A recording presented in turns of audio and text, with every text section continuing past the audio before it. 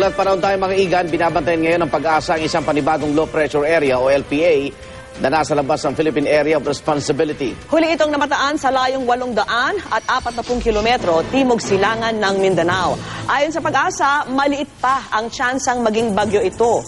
Gayma, magiging maulan sa silangang bahagi ng Luzon dahil sa hanging amihan.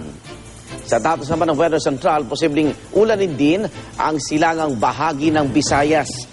Asahan naman ang mahinang pag-ulan sa Mindanao pero nagbabala ang pag-asa sa mga residente na manatiling alerto sa pagbaha at landslide. Saturated na kasi ang lupa dito dahil sa tuloy-tuloy na buhos ng ulan na dala ng tail end ng cold front. At dahil sa mga naging pag-ulan, umapaw ng ilang ilog sa Bunawan, Agusan del Sur, 5 barangay na ang nalubog sa baha na umabot sa 15 talampakan ng taas. Sa Davao City naman, inabot na rin ng baha ang mga bahay sa gilid ng Lubogan River. Isang dike rin ang nawasak dahil sa mga trosong inanod mula sa Tamugan River.